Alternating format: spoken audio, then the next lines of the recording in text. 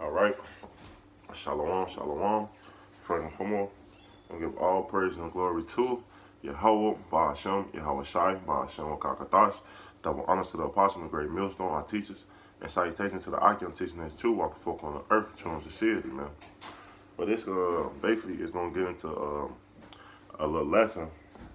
Basically, Matthew 25, the 5 foolish women and the 5 wise women. And man, it's a heavy parable because the spirit of Yahweh Shemel Shai, and you don't want to be them 5 foolish women that lose the oil, lose the truth. You want to be that 5 wise woman that hold on to the oil. And we gonna break down what's the oil, man, and everything through the spirit of Yahweh Shemel Shai. I pray this lesson be edified, man. It's real quick, Lord willing, man. This Matthew 25. Verse 1, then shall the kingdom of heaven be likened unto 10 virgins, which took their lamps and went forth to meet the bridegroom. And the bridegroom talking about Yahweh Shai. It say, and the 5 of them were wise, and 5 was foolish. It say, they that were foolish took their lamps and took no oil with them. So the ones that was foolish, they took their lamps and took no oil with them, man. And let's stop right there because through the power of Yahweh Shemel Shai, what is the oil, right? When you go into the scriptures, there's many scriptures, but let's go to, I think the Psalms. King David said this. Bear with me. This, Psalms, man, Psalms 23, is it 23? Yeah, 23 and 5. It say, thou prepare a table before me in the presence of my enemy. Wilt thou anoint my head with oil, my cup running over, man. And what is the time I'm talking about this truth? This knowledge, wisdom of Yahweh Shemel Shai, man.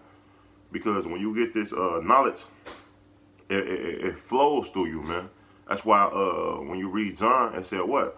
That out of my belly shall flow rivers of living water, man. Because you always being increased, you always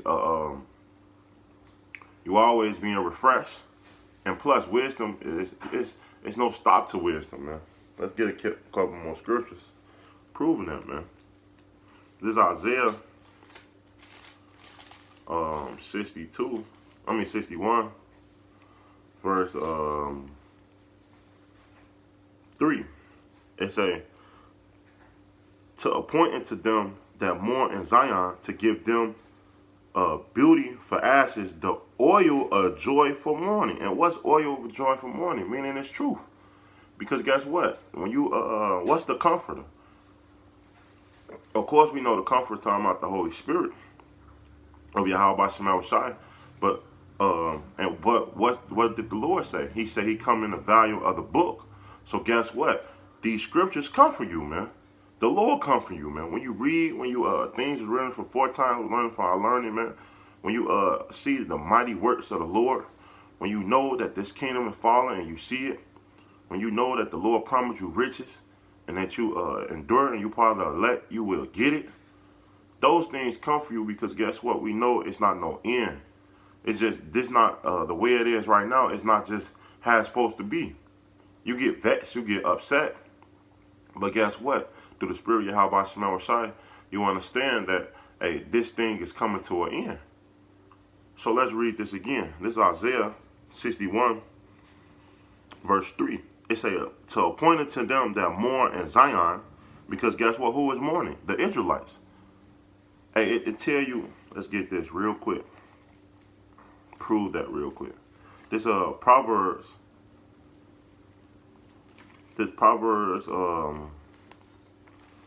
29 verse 2.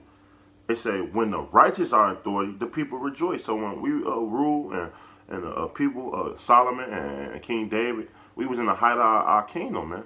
People rejoice across the world, right? But when the wicked bear rule, the people mourn. So who's ruling right now? The wicked. So guess what? Zion, because Zion is mean monument, mean Tazazak in the Hebrew. hey, guess what? Um, we are mourning. We are in poverty. We on the bottom. But these was set up by the Lord to ordain, basically to humble us down. And because we went off against the Heavenly Father, man. So let's read it again. There's Isaiah 61 and 3. To appoint it to them that mourn in Zion, to give them beauty for ashes, the oil of joy for mourning, the garment of praise for the spirit of heaviness, man. And that's what it is. The Lord is putting that clothes back on us, starting with these scriptures, man. Starting with this truth, to know who we are. Because we was naked, man. And we all know when you naked, you be exposed to everything, man. And the Lord is opening up our eyes to know the truth of Yahweh Shemel Rashai about the world, right? It say that they might be called the tree of righteousness, and that's how you become a tree of righteousness. And that's why these 5 wise was wise, man, because they kept the oil. But the ones that lost it, hey, it's hell to pay. It say the plant of the Lord that he might be glorious, right? And let's jump down to verse 10. It say I will greatly rejoice in the Lord. My soul shall be joyful in my power, for he hath clothed me with the garment of salvation. And how that he's doing that? By putting on this truth of Yahweh Shemel Rashai, man. Knowing everything that the Lord said shall come to pass, right? And we're going to get that ultimate salvation, which what ultimately Israel want. Because when the Lord come back, that's what he looking for. His the ones that kept the truth, that stayed stayed with the oil. It said, he that covered me with the robe of righteousness, as a bridegroom deck himself with ornaments, and as the bride adore herself with her jewels, man. And that's what it is when the Lord come back. Hey, we are being prepared for that marriage, man. Which you read about in Matthew's 22nd chapter, man. But let's move on, because we was proving the oil, man. It's a account in Kings, 2 Kings, when I always say Elisha. When Elijah, let's get it. It was Elisha, Salaki. This 2 Kings 4 and 1. It said, then cried certain woman of the wives of the sons of the prophet unto Elisha, saying, the servant, my husband, is dead, and I know that the servant did fear the Lord, right? He was the man of God. It say, and the creditor is come to take into him my 2 sons to be bondmen. And Elisha said unto her, what shall I do for thee? Tell me, what have thou in thy house? And she said, thou handmaid have not anything in thy house save a pot of oil, right? It say, then he say, go borrow these vessels abroad all their neighbors, every empty vases, borrow not a few. And when thou art come in, thou shalt shut the door into thee and to the sons, and shall pour it out into all the vessels, and there shall set aside that which is full, right? Meaning the oil. The oil, she said, the Elisha told her, go gather all these empty vases, and the one that you have is going to be full with oil, and pour it into all the other vases, right?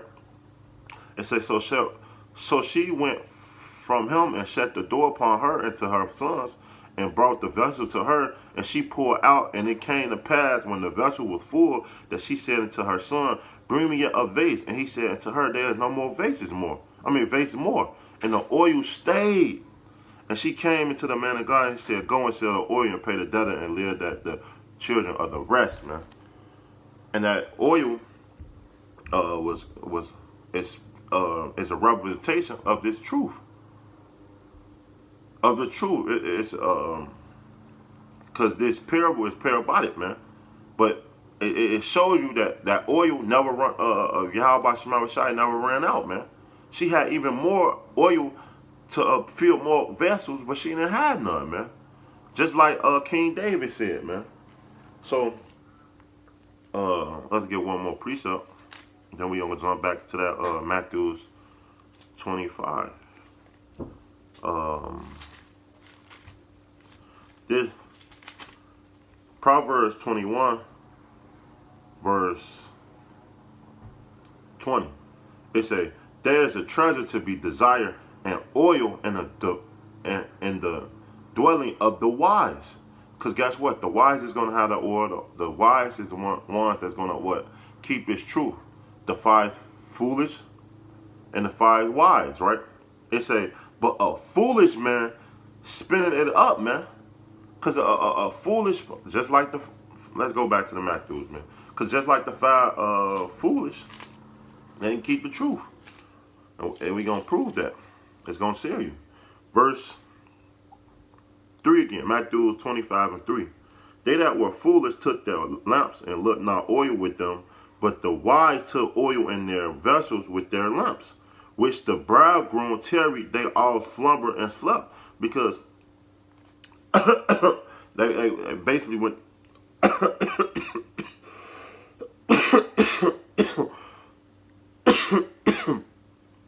Salakia. Verse 5 again. When the bridegroom tarried, meaning when he was on his way back, when you read Habakkuk, it say the prophecy shall tarry, it shall surely come to pass. Wait for it, man. So we supposed to wait on the Lord. It say they all slumbered and slept, right? And at the midnight there was a cry made, because they went to sleep, and then at night they basically woke up. It was a cry. It was basically an argument. Behold, the bridegroom cometh. Go ye to meet him. So they were saying the Lord is on his way. The Lord is on the way, basically, right? It's saying, verse 7, then all the virgins arise and trim their lamps. And when you go into that word trim, they go into, I believe, the Greek cosmos, I believe, or something like that. You get the word cosmetic, meaning to dress, to put on. And let's see, let's keep reading, man, because it's heavy. Verse 7, that all the virgins arise and trim their lamps, and the foolish said unto the wise, give us of your oil. So they wanted their truth, because they didn't have, they lost it. It say, for our lamps are gone out, because guess what? They fell out the truth. They didn't have the truth no more. It say, but the wise answer saying, not so, let that be not enough for us and you, but go you rather in them that sell and buy for yourself. And while they went to buy, the bridegroom came, and they that were ready went in with him, and the marriage and the door was shut, man. Because guess what? And you can't go back into the world. You can't go back, think you're going to just jump back into this thing. It is a parable about the prodigal son, but that's rare, man. To go back and fall asleep according to these things that's happening to the world, and you're going to be left found with your skirt down, man. The Lord said that he's coming like a thief in the night. So for all you people that that's not paying attention to prophecy, man, paying attention to, because guess what? This is what the Lord said, man. Let's get this real quick. Man, this just popped in mind. This Luke.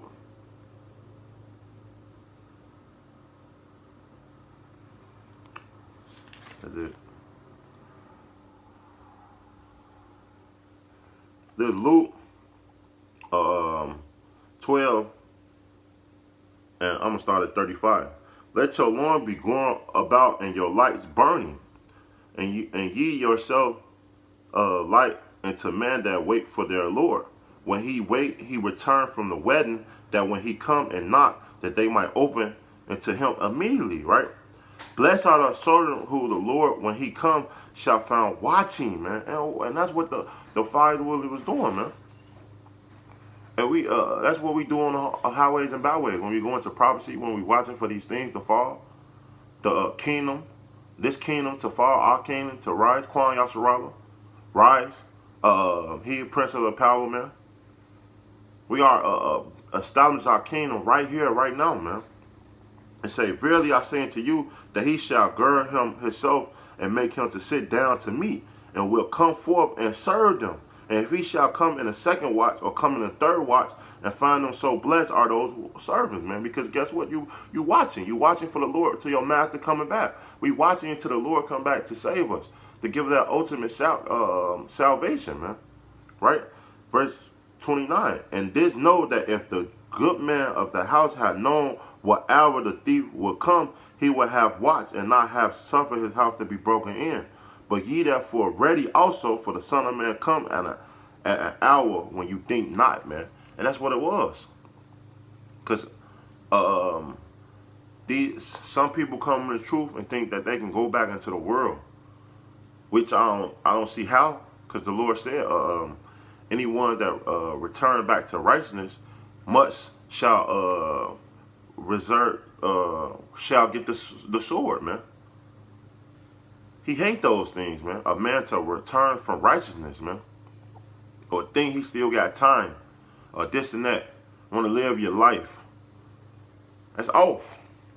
Let's get a scriptures, man. This Sirach. And that's why I pray daily, man, and to pray for brothers likewise, man, that we don't lose that oil, this truth. This Sirach 6 and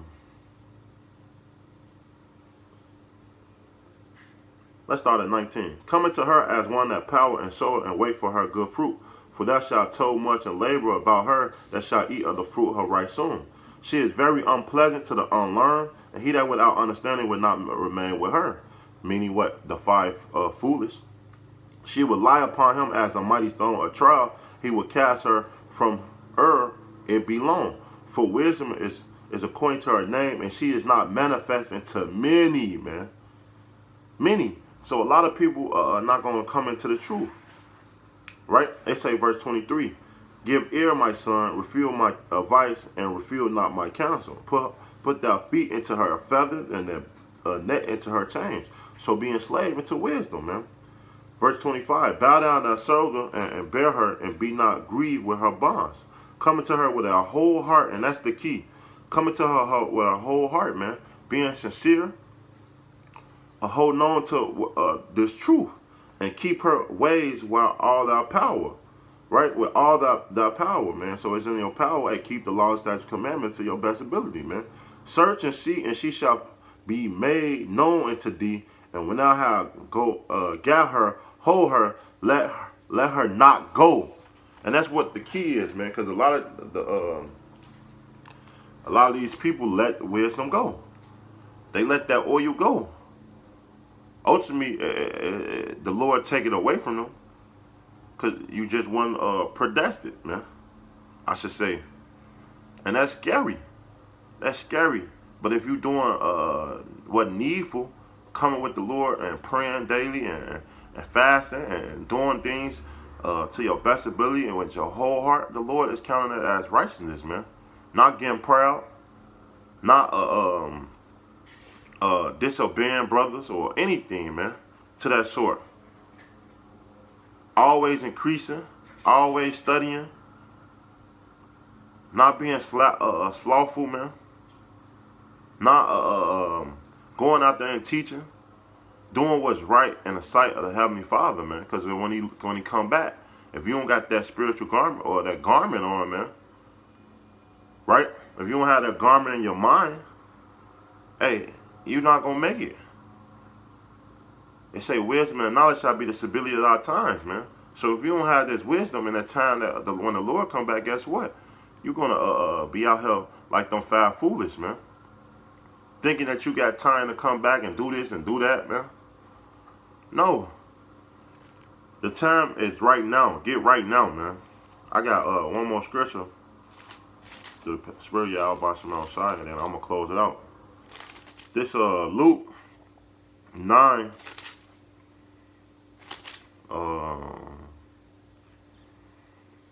62.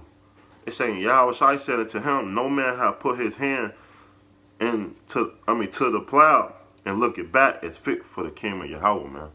So if you can't come into this thing and leave and think you can come back.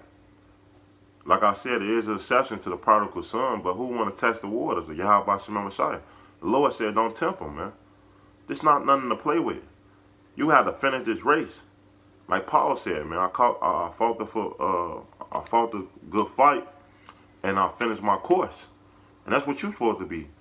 Finish your course at Yahweh Shemel Shai that you are ordained to do, man. So with that, I hope this lesson will edify. I want to give all praise and glory to Yahweh, Baal Shem, Yahweh Shai, Baal Shem, Kakadash. Double honor to the apostle and great millstone, our teachers, and salutations to the Ikem teaching us too of the folk on the earth in Trinity City, man. Till next time, Shalom.